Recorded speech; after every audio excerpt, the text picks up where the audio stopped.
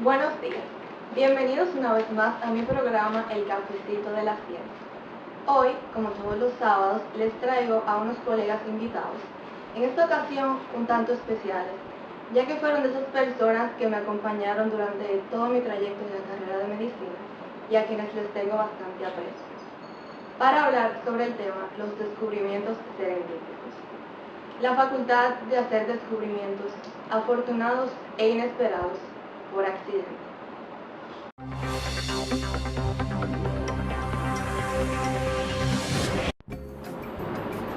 Aquí están los especiales invitados, Charles, Laura y Janiel. Vamos a hacer una pequeña dinámica en el que cada uno de ellos nos va a hablar un poco sobre este descubrimiento serendípico que ellos encuentran que más les apasiona. Y Charles va a comenzar hablando sobre la insulina. Ok, para empezar, ¿alguien tiene alguna idea de cómo se pudo encontrar la insulina? No. Ok, entonces vamos a darle una pequeña historia. En un laboratorio en Alemania,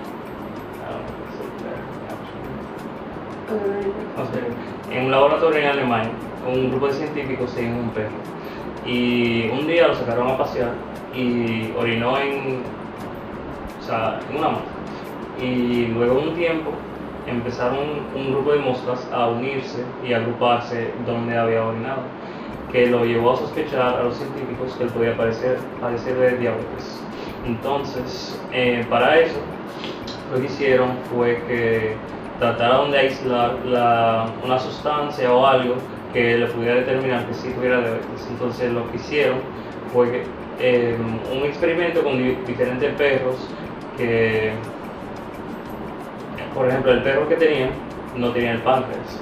Entonces, lo llevó a pensar que tal vez el páncreas tenía alguna correlación directa con la patología que él tenía. Entonces trataron de replicar eso mismo en diferentes perros que le quitaban el páncreas y se puede mostrar que a ellos también cuando orinaban se le acercaban las moscas a la orina. Entonces luego de muchos experimentos lo que hicieron fue que aislaron una sustancia, una secreción que produciera el páncreas y la agregaban a orina o a cualquier otro líquido o secreción y se notaba una disminución en la glucosa. Entonces lo que hicieron luego, aislaron la proteína que llamamos ahora insulina y se le inyectaron a diferentes perros que también tenían diabetes y se encontró que también disminuía la cantidad de glucosa en sangre. Luego se utilizaron diferentes animales como perros, los perros, gatos, cerdos, que fueron uno de los más importantes para el descubrimiento de eso porque dan resultados más eficaces. También conejos, ratones, entre otros. Entonces, ya luego de que pudieron aislar la proteína, trataron de hacerlo en humanos, que dio un poco de dificultad al principio, pero luego en 1922 porque se pudo realizar por primera vez una receta ya bien hecha de insulina para humanos.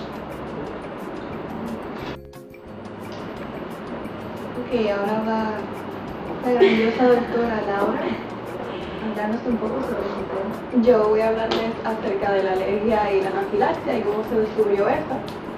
Primero tenemos un científico en los años 1900 temprano llamado Charles Richet. Él era un fisiólogo, su padre era médico también. Entonces decidió irse de crucero y cuando se fue de crucero él descubrió que en las costas de las playas por donde él se fue había un animal que se llamaba la galera portuguesa, era como un tipo de jellyfish. Entonces se posaba en las costas. Entonces era un animal que tiene un veneno. Entonces él, cuando regresó a su hogar a Francia, él decidió hacer un estudio acerca del veneno de pero al final no pudo conseguir ese animal y decidió hacerle el estudio con una anémona que se llamaba la anémona de actinia, todo para extraer su veneno. y descubrir la dosis tóxica de este veneno en animales. Entonces él aisló el veneno de la anémona, la mezcló con glicerina y se la empezó a introducir a perros. Entonces él empezó a hacer su estudio y muchos perros murieron, pero aquellos perros que sobrevivieron tuvieron varios síntomas debido a la exposición a este veneno, o sea, vomitaban y todo, pero algunos sobrevivieron. Entonces, semanas después, cuando ya los perros volvieron a recobrar su estado de normalidad, él dijo, ok, pues déjame entonces introducirle dosis más pequeñas. Y cuando le introdujo estas dosis, él vio que instantáneamente los perros empezaron a desarrollar este tipo de de síntomas o de signos que hoy conocemos como la anafilaxia, que es que empezaron a asfixiarse, tenían vómitos, empezaron a vomitarse y morían. Entonces, básicamente esto lo llevó a seguir descubriendo más acerca de lo que era ese veneno, y con muchísimos estudios después él pudo realizar que esa sustancia que tenían en la sangre esos perros era lo que le causaba ese tipo de reacción. Y básicamente gracias a sus descubrimientos fue que se pudo fundamentar lo que es hoy una rama de la medicina interna que se llama la rama de las alergias. Y eso es todo. Y por último, nuestro colega Janiel nos hablará sobre su tema. Bueno, en mi caso yo recuerdo el tema del LSD, el cual en cierta forma es de los pocos descubrimientos accidentales que conocemos, que en realidad no es tan feliz como lo demás que ustedes han puesto, porque por ejemplo lo que ustedes llevaron a ya mejoras en cuanto a lo que es el sistema de salud que tenemos. Pero en el caso del LSD, todo se puede decir que vino porque durante la época mucho más atrás, 1600, 1700, 1800, hubo un tiempo en el cual las personas, cuando consumían el centeno, no se sabe si era por hambre o simplemente por ignorancia, se habían dado cuenta que se producía como un hongo después de un tiempo en ello. Pero ellos de igual forma, bueno, había que comer, entonces ellos lo cocinaban y se producían síntomas en algunas personas que consumían dicha harina, que eran vasoconstricción extrema en lo que eran los dedos, por lo cual muchos terminaban ya sufriendo de pérdida de miembros, tenían problemas mentales, pérdida de visión, todo debido a que el LSD en sí contiene lo que son efotaminas, las cuales son potentes vasoconstrictores y llevaban a los pacientes dichos síntomas. Entonces, cuando se empezó a pensar sobre estos síntomas producidos por el hongo, el cual es el cornezuelo de centeno, estos trataron de ser sintetizados por el científico Andrew Hoffman. Él era un químico en Basilea. Entonces él lo que hizo fue que él intentó, si se puede decir, sintetizar lo que era el LSD, que viene siendo uno de los componentes del mismo cornezuelo, que es la dieta. El punto fue que él estaba estudiando el componente porque él lo que quería era ver los posibles usos que le podían encontrar, como por ejemplo, ya que causaba una vasoconstricción, querían ver si eso podía ayudar a lo que era el tratamiento de la migraña, tratar de ver si se podía utilizar en lo que era el sangrado del puerperio de la mujer. Entonces lo que pasó fue que un día él escribió en su diario, él llega a su casa y él se acuesta. Cuando él se acuesta, él describe que él empieza a sentirse mareado. Él siente como que la luz le está molestando muchísimo. Y él explica cómo él empieza a ver como un caleidoscopio de colores. Él ve como que muchos colores se están juntando, él ve que las cosas empiezan a moverse. Y lo describe como una sensación súper rara. Él dice que al cabo de alrededor de 2 horas ya la sensación más o menos cesó. Y él lo que hizo fue que él empezó a pensar, él dice, pero ¿qué yo hice hoy que me pudo haber causado esto? Y él recordó que lo único que él tenía en su escritorio en dicho momento era un componente que él había creado del ácido y una forma sintética que él había logrado crear, que era más o menos un cristal que parecía sal. Entonces él lo que pensó fue, yo o pude haber inhalado o pude haber consumido un poco, pero en dicho caso son dosis extremadamente pequeñas. O sea, ¿cómo es posible que haya sido algo tan pequeño que me haya producido tal síntoma? Entonces lo que decidió fue que al otro día él volvió al laboratorio. Él dice, ok, déjame ver si realmente fue eso. Él lo que tomó fue una dosis súper pequeña, él tomó 250 microgramos y él lo ingirió. Él dice que dentro de una hora él se empezó a sentir como un poco mareado, entonces él llamó a su asistente para que le ayudara a irse para su casa. Al llegar a su casa tiene que irse en bicicleta y eran 6 kilómetros, como no había carro, debido a la guerra y cosas así. Entonces, él dice que mientras él iba de camino para su casa, ya estaba mareado. Él se sentía que iba súper lento, él no podía hablar, no se podía concentrar. Pero su ayudante le dice que mientras yo iba en la bicicleta, él iba mucho más rápido, pero él se sentía que él iba súper lento. Cuando ellos llegan a la casa, él dice que él empieza a ver que las cosas se están moviendo, empieza a ver como que arquitectura fantástica, cosas así. Y al cabo de como 6 horas, ya la cosa fue cesando, él llamó a un doctor, el doctor fue a verlo, el doctor solamente le encontró el pulso un poco lento, pero todo lo demás estaba bien. Entonces a partir de aquí fue que él entendió cómo una dosis tan pequeña de dicho componente podía causar tales estragos dentro de lo que es el sistema nervioso central.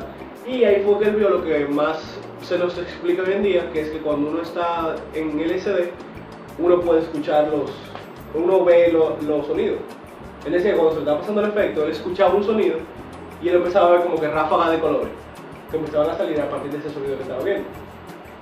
Entonces, lo que se entiende mejor de esto no es que se haya conseguido una aplicación para esto en cuanto a cómo funcionaba la química del cerebro ni nada de eso, pero que sí eso incentivó a lo que era el estudio de la neuroquímica. Lo incentivó a que uno se pudiera concentrar más en cómo diferentes cosas podían afectar la química del cerebro. Ahora vamos a pasar a una pequeña sección de preguntas. Lo primero que me gustaría preguntarles a ustedes es ¿qué ustedes creen en cuanto o que me hablen, me reflexionen un poco sobre la producción de descubrimientos accidentales? Bueno, mira, yo pienso que era más fácil en los tiempos de antes descubrir algo por accidente, porque pues, había mucho por descubrir todavía. Incluso, o sea, no le estoy restando al hecho de que podamos descubrir cosas hoy en día. Hoy en día tenemos descubrimientos, wow, o sea, sobre excelentes, si es una palabra. Pero yo entiendo que antes teníamos como un canvas más en blanco para hacer estos descubrimientos científicos serendípicos, ¿sí? Y que también en los tiempos de antes teníamos gente que tenía como el drive, como la necesidad de querer descubrir, porque había, o sea, conocimiento como muy, como todo muy a grosso modo, ¿entienden? ¿Lo que quiero decir? Sí, era todo muy limitado. No, por ejemplo, para mí realmente no nos quitan nada, porque si nos damos cuenta realmente ninguno de esos descubrimientos terminó restándole a la ciencia, terminó provocando un problema, sino que lo que hizo fue que ayudó al avance de la misma. O sea, hayan sido cosas negativas o positivas, igualmente lo que hicieron fue incentivar a que se siguiera avanzando en cada caso. Sí, siempre es muy importante también reconocer que, aunque sean accidentales, son igual de importantes como lo que sí se elabora en laboratorio, con procesos, con métodos científicos y todo, porque no siempre tenemos la idea o una pregunta hacia algo que necesitamos, ¿verdad? Que muchas veces por accidente pasan las cosas y, como dijo Daniel, puede ser bueno, puede ser malo, pero lo que sí se debe implementar, que sea, como la necesidad que se haga para el bien, para la base de la ciencia. Y no es simplemente, o sea, los descubrimientos científicos no simplemente tratan de, o sea, preguntarse cosas como que ¿qué será si yo hoy invento acerca de tal cosa? Sino que es como que depende de la capacidad del ser humano de poder observar un evento y de preguntarse algo a partir de ese evento. Entonces empezaron ya una serie de preguntas y coincidencialmente llegar a una investigación acerca de ese evento, de manera pues, accidental, como si fuese una coincidencia. ¿Y creen ustedes que alguno de esos descubrimientos de que ustedes hablaron se pudo haber realizado por alguien que no fuera profesional en ese campo? Porque no es lo mismo que haya sido un ingeniero el que haya descubierto la insulina, que haya sido un médico. Yo creo que, por ejemplo, en el caso específico de la insulina, tal vez no, porque él no tendría el conocimiento de, por ejemplo, la atracción que van a tener las moscas hacia el orina. Pero si es alguien en un campo no necesariamente tan específico, tan científico, creo que sería posible.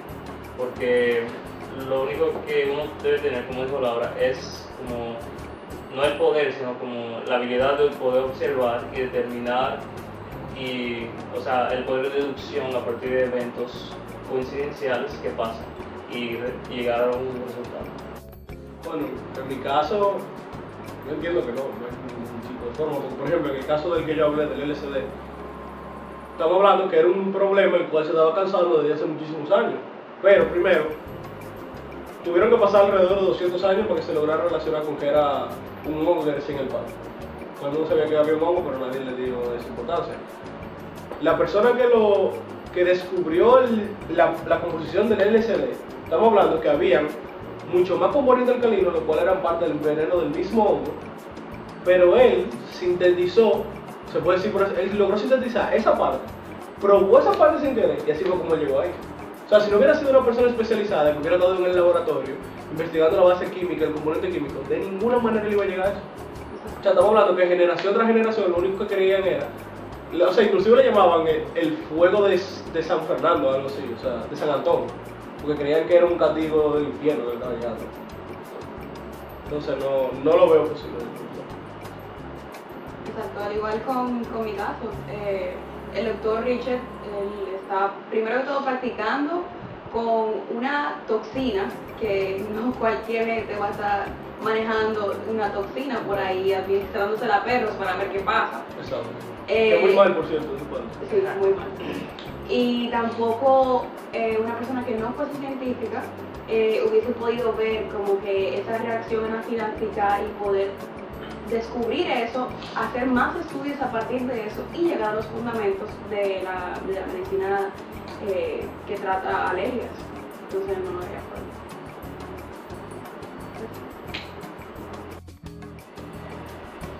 Bueno, ha llegado la hora ya de despedir a estos grandiosos médicos. De verdad que aprendí bastante de muchas cosas de las que yo no tenía idea ni me imaginaba que eso podía ser así. Y espero que ustedes también hayan aprendido bastante y pues será hasta la próxima. Un placer, gracias.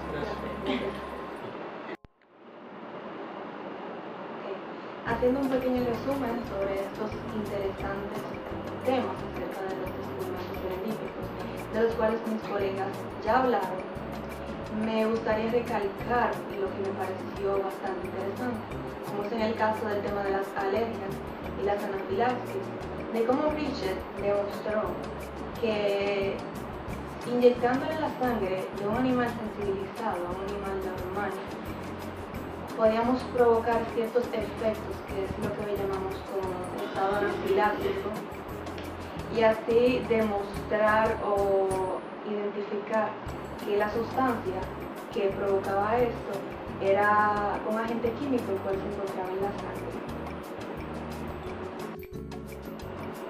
Por otro lado está también el caso del descubrimiento del LSD, como el gran químico Albert Hoffman, simplemente buscando un tratamiento para la migraña o para ese sangrado que se produce después de la del niño, estudiando el ácido lisérgico y otras sustancias, al él observar y detenerse a observar los síntomas que le estaba presentando, que se sentía extraño, se sentía mareado, las visiones que estaba presentando, la molestia que le provocaba la luz del día, al él detenerse a observar esto y seguir estudiando, descubrió que con tan pequeñas dosis del ácido lisérgico se podían presentar todos esos síntomas. Apareció lo que hoy conocemos como la gran y famosa droga LSD. Y por último está el caso del descubrimiento de la insulina, que a mi parecer fue el más interesante, ya que ¿quién iba a pensar que la insulina fue algo que se descubrió por accidente y que no fue utilizada por primera vez en humanos, sino en animales? Como al ver que un perro que tenía diabetes y nadie lo sabía, un día simplemente lo sacaron a orinar. Luego de un rato, ellos se detuvieron a observar que las moscas se postraban en la orina de este animal. Y al ellos ser tan curiosos y observadores, quisieron investigar qué sustancia estaba en la orina que hacía que las moscas se postraran en ella, que en este caso era el azúcar, lo cual es un signo muy común en la diabetes, pero ellos no lo sabían. Este perro no tenía páncreas, por lo que ellos simplemente decidieron sacarle el páncreas a varios perros y ver si estos presentaban los mismos síntomas, y realmente fue así. Por lo que siguieron estudiando y analizando qué sustancia era que sintetizaba el páncreas, que llevaba a este signo, que es lo que hoy conocemos como la grandiosa insulina.